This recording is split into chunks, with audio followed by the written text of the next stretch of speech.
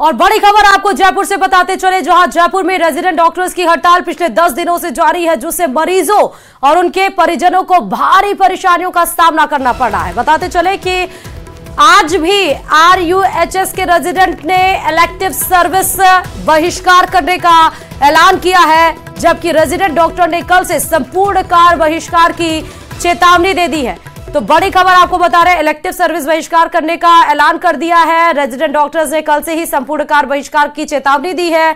इधर चिकित्सा मंत्री गजेंद्र सिंह खीमसर साफ तौर पर बोल रहे हैं कि ऐसी डिमांड नहीं करनी चाहिए, और हर कुछ दिन के बाद रेजिडेंट डॉक्टर्स ऐसी डिमांड लेकर चले आते हैं, जिनको मानना कहीं ना कहीं विभाग के लिए भारी पड़ जाता है। रबड़ को इतना भी मत खींचिए कि वो टूट जाए, और इस पर भी कमेंट आया है, इसका रिएक्शन आया रेजिडेंट डॉक्टर्स का। लेकिन आप देखिए कि कोटा जैसे बड़े जिले में, चाहे जयपुर हो, उसमें अगर रेजिडेंट डॉक्टर्स कार्य बहिष्कार करेंगे तो उसका जो लॉस है वो किसको भुगतना पड़ेगा, उसका खामियाजा वहां पर जो हॉस्पिटल्स में जो आते हैं पेशेंट्स, उनको भुगतना पड़ा। और इसका कहीं ना कहीं जो खामियाजा है वो भुगत भी रहे हैं। लगातार वो अस्पताल में लाइन में खड़े रहते हैं, लेकिन कोई भी डॉक्टर्स नहीं रहते हैं। तो वहीं रेजिडेंट डॉक्टर्स की हड़ताल पर चिकित्सा मंत्री खीमसर का बड़ा बयान सामने आया है। जैसा हमने आपको बताया कि साफ तौर पर उन्होंने कहा कि 6 महीने में आ जाती है इनकी डिमांड, सरकार के पास टैक्स पेयर्स का पैसा है। सुनिए जरा और क्या कुछ कहा है चिकित्सा मंत्री ने।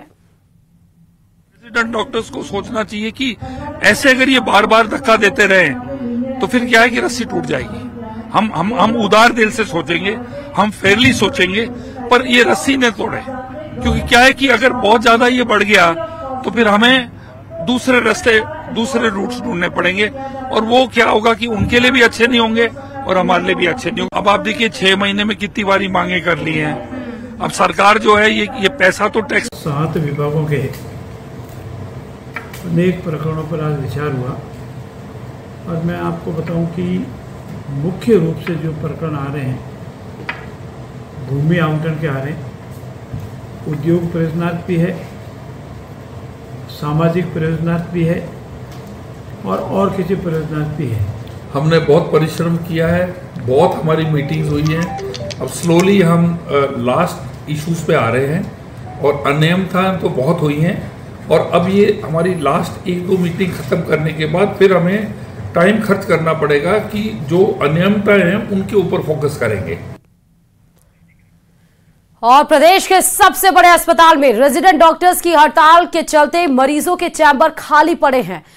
मरीज बिना इलाज के घर लौटने को मजबूर है। मरीजों के लिए डॉक्टर्स की हड़ताल अब नासूर बनती जा रही है, और इसी पर देखिए ये पूरी रिपोर्ट।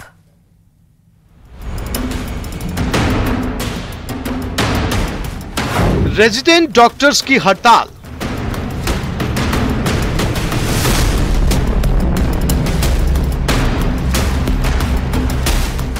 अस्पताल की ओपीडी का बुरा हाल।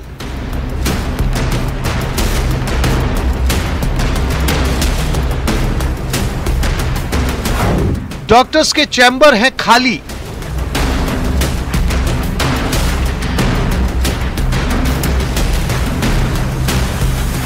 बिना इलाज के लौट रहे मरीज। यह हाल प्रदेश के नामचीन अस्पताल SMS का है, जहां रेजिडेंट डॉक्टर्स हड़ताल पर हैं, और हड़ताल के चलते चैम्बर्स खाली हैं। मरीज अस्पताल आ रहे हैं और बेरंग ही बिना इलाज के लौट रहे हैं। रेजिडेंट जो है वो हड़ताल पर हैं, और हड़ताल के चलते सीनियर डॉक्टर पर बड़ी जिम्मेदारी आ चुकी है, लेकिन उसके बावजूद SMS अस्पताल की किस प्रकार की तस्वीरें ये दिखाने की आपको कोशिश करते हैं। इस वक्त हम धन्वंतरी OPD में हैं, और ये कार्डियोलॉजी विभाग है, और यहाँ की तस्वीर आपको दिखाना चाहेंगे किस प्रकार की तस्वीरें।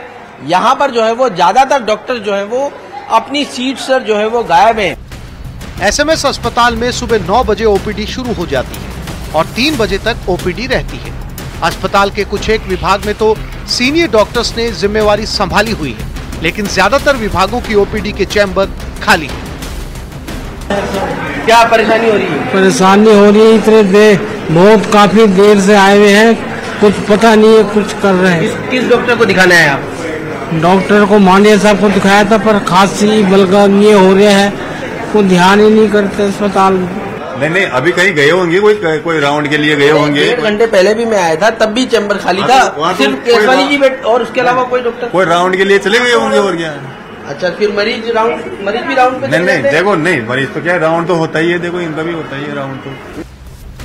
एक और जहां मरीज परेशान हैं, वहीं तीमारदार भी अस्पताल की ठोकरें खा रहे हैं और जिम्मेदार आंखें मूंदे बैठे हैं। इलाज की आस में अस्पताल आए मरीजों की कोई सुनने वाला नहीं है। रेजिडेंट डॉक्टर्स अपनी मांगे मनवाने में लगे हैं तो अस्पताल प्रशासन अनजान बनकर बैठा हुआ है। मरीजों के इलाज की कोई व्यवस्था नहीं है।